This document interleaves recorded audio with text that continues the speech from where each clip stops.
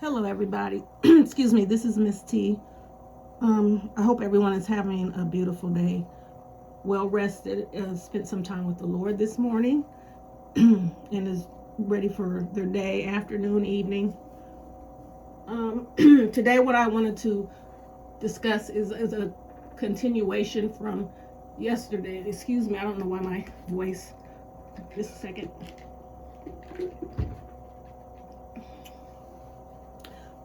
Speaking a little bit more on mental illness, um, signs, symptoms, how you can help, or a person who is still in the stages of, because sometimes mental illness does not hit someone until later. It's like people think, when they think of mental illness, they think of people who don't function, who maybe in and out of hospitals or on the street talking to themselves. They think of that type of mental illness. Mental illness can take any kind of form. It's a long spectrum. Excuse me. So sometimes you can have mental illness. It doesn't show until you're older, or it can show when you're younger, and that's how. So don't look at mental illness as a label of non-functioning, can't comprehend, or looks disabled, or anything like that. Mental illness is the whole spectrum of different people who are dealing with some kind of dysfunction that they can't control or they can't handle and need help for. So, and also, like I said before, people of color never really accepted mental illness. There was no such word as mental illness. It was shake it off, get over it, you'll be okay, go to God, get on your knee, that type of thing. That's how we were raised, and that's how we looked at things. But we didn't realize as a whole that the whole race was just really mentally messed up because of all the different stages of what people had to go through in their life. You teach, it was a continuous thing. If people were taught this way, you can't be strong, you can't you can't be weak, you can't, your kids are supposed to fear you, that type of thing. It just was a vicious, that's what it was, everything was taught. And we believed in those values, and we didn't know, sometimes we didn't know God's love. Because like I said, when I was raised, I was scared to death, being raised in church. I didn't know, all I was taught was fire and brimstone. Everything I did, I was going to burn. And as a kid, dealing with everything else that I had to go through, I came out pretty, not too bad, but I still had to deal with, because, my family, my grandmother, who I loved dearly, who could do no wrong, never ever told me that she loved me in my whole entire life. We weren't a family who said those things. And I don't know if that's common in Black families. I don't know if the kids are supposed to know that, or you can feel it in other ways. Like I remember my grandmother, she took good care of me, and she talked to me, and I'm telling you that she was the love of that was my my love, my heart. But she never ever said I love you. She taught me to stand up strong, not to cry and not to be weak. So I'm assuming that's how she was raised. So, but a human being has to have love. God created us out of love. We have to thrive. We have to know love. We have to be loved. We have to know how to love. We have to know how to receive love. And if you don't, then when you're going through life, there's some instances you don't know how to handle. You don't know. And there's comedians I know that people talk about. There was a comedian, he talked about how when he used to go over to his white friend's house, how he used to talk to his mom and, tell her, like, you're in my space, or get out of my room. This is my room. I have rights, or something. And he was telling how it would have went down in his family. And we laugh about it, but that's true. We did not, depending on when you grew up or what era you was born in, there was an era so strict, kids could not even talk, could not be seen, be heard, or be seen. You will only come when you're told, and they better not hear what or huh. It better be ma'am, sir, that type of thing. It loosened up a little bit over the years, because I hear kids saying huh. I told my he knows not to say what, but he doesn't say ma'am. And that's sometimes our fault, because what we think is just, how we were treated. We're not gonna do that to our kids. And there's some things, yes, get rid of, but respect is never, never a bad thing. You need to respect, you more than fear, be scared of your parents. You need to respect them. If you do stuff out of fear, it's not because you want to. It's not because you want to make your mom or dad proud, or this is something you want to do for them. You're doing it because you're in fear. So the respect, there has to be a little bit of fear in that, but it's always got to overcome, with respect, and have God in your life. So here are some more signs of mental illness. Some of them I'm just going to say them, but they might be, some of them are, because I'm not, just one by itself does not make mental illness. If you have several symptoms, it still might not make mental illness. But if you feel that these things are causing you to not be able to focus right, or not be able to live your life right, you should seek help. And a big one is, because I didn't know that there are people who think hearing voices is normal, and it's not, especially if it's telling you to do things, to say things, to harm people. I do believe that God talks to me, but I do not hear a voice. I just pray, and I just be still.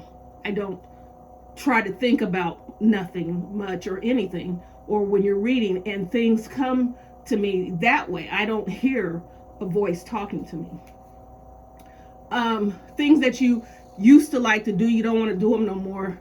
You don't have the energy, or you don't feel like it's pleasurable anymore. You kind of isolate. People call it now, there's a word for it, not recluse. What is it? Introvert. And you like to be alone.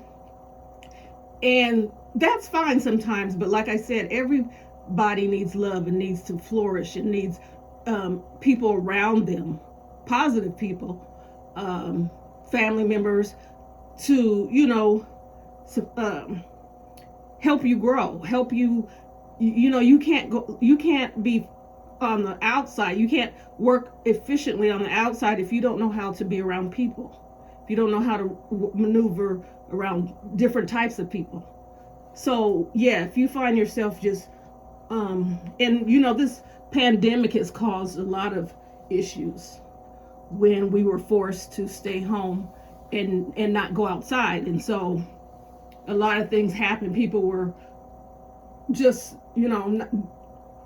getting depressed, and there was a lot of domestic violence and child abuse because we were stuck, in their environment together and we couldn't leave. So if you're battling like any addiction, and like I said, if it's just one thing, that does not make mental illness. If you feel like you have to constantly eat all the time, there's something that triggers your mind that makes you think, that makes you feel good, the comfort of, and that's why they call them comfort foods, because it comforts you. You remember things from way back that were when times were better or when times were good. And I know that is true because in my psyche, I do not drink coffee. I've tried, I've said this over and over before, but I love the way coffee smelled in my grandmother's house. So I went out and bought a coffee maker and coffee just to smell it, not to drink it, but to smell it. I stopped doing that because that was a waste of money, and that was, kind of, but it just brought me back the good memories I was looking for, in my childhood when I felt down or something like that. We just need to be paying more attention to one another. I know people are out living their lives and traveling and having fun, but if everyone looks at it like this, if you don't pray for someone else, if you don't pray for a stranger, if you don't pray for an enemy, if you don't pray for family members, that can affect you in your life. How do you know that this person, the stranger that's sitting next to you on the airplane that you're getting ready to go and have a fun-filled vacation, had on his mind to take out everybody on there? You just don't know. You have to be conscious that you're living in a world that you can intertwine with anyone, any tragedy, anything can happen. And so you have to be really mindful of that. We're living in the last days, and the last days are going to be horrible, and we're going to see things and hear things, feel things that we wouldn't imagine. And if you don't have the mindset to deal with that type of thing or deal with the things that are going to go on and happen, you can find yourself in a situation that you don't want to be in or you don't know how to get out of. You always need God. You always need prayer. You always need to pray for other people. Pray for the people who's driving on the road with you. They don't pay attention. You might try to be the best driver you can be, but that doesn't mean everybody else is. It can affect you. It will affect you in one way or another. In any way. You could go to, what was that back? There was somebody was poisoning the aspirin because they wanted to unalive one person, but they wanted to make, these type of people. And in your mind, you're just going to the store to buy aspirin, and you could have been the one who bought the evil, and sin is going to affect you in your life somehow, some way. And if you're not prepared, you don't have God, you don't put on the armor of God, you don't pray, you don't study, you're not going to be able to fight it. The devil has powers. And he uses them against you. He does what he can. He gets to know you. He knows your likes, your dislikes, and what he can use to break you down. And he uses those things. You might think, oh, he's brought me a beautiful woman and she smells good and she has long hair and she has a nice body and she's like Delilah, and pretty soon you're going to be brought down. Or a nice man, and he does and says that, because women are always like, there's no more good men out here, and then they think if they found one who could also be a perpetrator, that they got to hold on to that one because there's not any left. Where did he come from? And you got to hold on to him, and he's just a perpetrator. He's not real. He's just pretending. That goes on a lot. Else if it didn't, you wouldn't have shows that show men who are gigolos taking rich women's money with their charm and their words, how they treat them, because some people are that's their job. They're scammers. That's what they intend to do, so they're good at what they do. But it's all you're able to maneuver through all of it. You just need to allow God in. Just pray. God will do the rest. If you feel like I'm tired, I can't take it anymore, I'm done, I can't go on, just keep praying. When you're tired of praying, keep praying. Let him work his miracles in your life.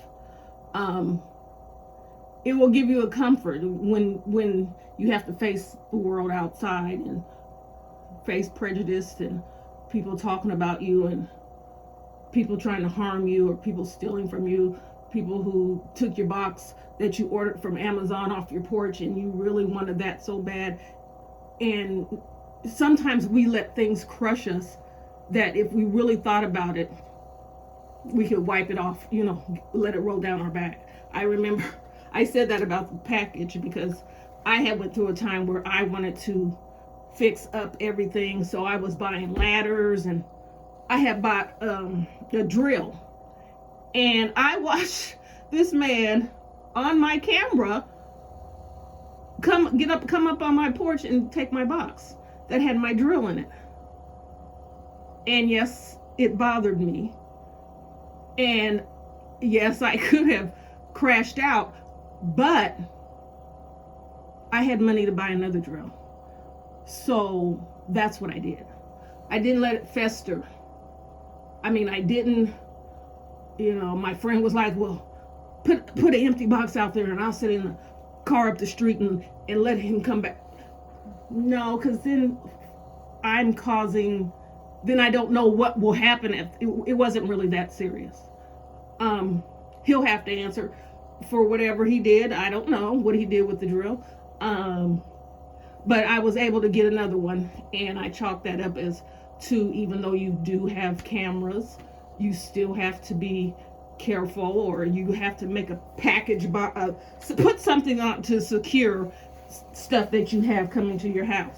You have to take that extra step, because nothing's guaranteed. I don't care if they put it in just inside your door, they'll still come and open up your door and take it. So we just need to pray and make sure that we are diligent in studying, because you can find ways to overlook things that you wouldn't have before. If we're so quick, when people say something to us, we're so quick to say something back instead of taking a breath and thinking first. And a person can't bring you down or argue with you if you don't fuel what they're trying to do. And so if a lot of us can just think in our heads, I don't have time, I'm not going to, this is not important, my life is important, I don't want to spend time of the day to argue with someone, I'm grown, all that little arguing and things should have been left on the playground. I'm trying to maneuver life, trying to live right, and trying to go to heaven. So that is my main objective. Everything else is just here that I have to maneuver around, whether it be things or people. So somebody might give you the finger while you're driving down the street, and in your first mind, back years ago, you probably would have chased them down and threw a bottle at them or something. Where today you can just wave to them, smile and wave. There's a lot of things, and I had to learn that, because I'm telling you, I didn't know how quick I was to anger until I tried to control control that. You can try this thing I learned. What we had to do is we had to go the whole day without saying anything negative. And if you did, you had to start all over. So I don't know if you can get through a whole day, a week, a month, or never get through it. But if you just continuously trying it and keeping positive people with you and waking up and thanking God for all the blessings that you have and bringing you to another day, all that other stuff falls off because it doesn't matter. Yeah, you called me a bee. I'm not one, so it doesn't bother me. You want my attention. You want me to go back and forth with you so we can see who's got the best comebacks and who's going to say what and who's going to. I don't have time for that. My comeback is I'm going to live for the Lord. I'm going to be as positive and accomplish as many positive things as I need to in this life, and I don't have in time to add anything else to it. I try not to surround myself with negative people. That's why I don't have any friends. I do have friends, but I'm just saying I put them in categories. I don't. If it's funny how when you're older, I thought your friends are supposed to be less and less. When I was growing up and grown, I was talking and partying and with my friends almost every day like we weren't adults and didn't have adult things to do. You know what I'm saying? Especially if you have children. But it all takes time and patience and God, and you'll see it for yourself. You'll get through it. Just what I'm saying is be mindful of people that you love and that you don't love. I guess you can't do anything with someone you see on the street that might need mental health. I guess you could call and say there's somebody who I feel is dangerous or might be a danger to himself. But in your family especially, you're close enough to know what's going on. You're close enough to know that they're acting totally different than they did before. You're close enough to know that they hadn't got out of the bed all day. When you called, you tell them we were supposed to go to lunch and they said they couldn't because they, and that's every time this, you plan this is what happens. You're close enough to know. So you need to be close enough to know and to care to get them help. And we can stop disasters that are happening around us. Everybody says everyone has their time to go. I'm not going to say my theory on that because I don't want to make this a back and forth thing about religion, because I don't follow a religion. I just worship under God. I don't have a title. I don't have anything. I just worship God. He said I can come to him through Jesus, and that's what I do. If I need to study something, he gives me the guide to what to study, what to pray, and that's what I do. So I'm not going to get into that, but I know that at least there was one time that I shouldn't be sitting here. And because of God's grace, I am. And I'll leave that, for you to ponder. But I just know all I can say to people that are listening to me is I lived both lives. I lived not serving the Lord at all because I ran from the church as soon as I got a chance. And when I decided to go back on my terms and not listen to what people were telling me I'm supposed to know about God and how to serve God, and I learned him and found him for myself, my life as a whole is totally different. And that's all I can say, is for the good.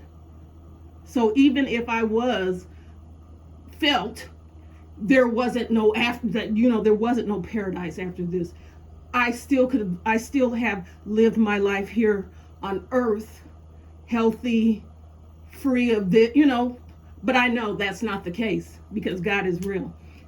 God is real, and he wants all of us to be saved. We know that all of us are not, but that's what he wants, else he would not have sent Jesus to die on the cross for all of our sins.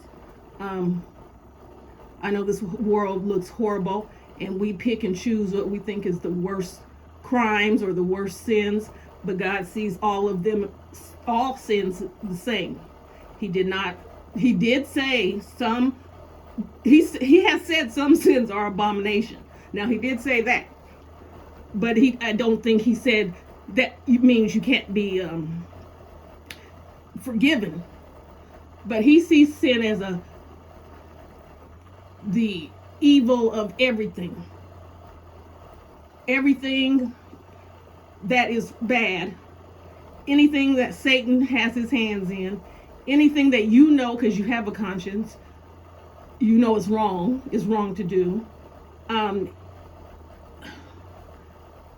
Even people who are on the horrible side. When I call horrible side of spectrum of mental illness, I'm talking about people who just go around unaliving people, serial unalivers, and just doing all kinds of.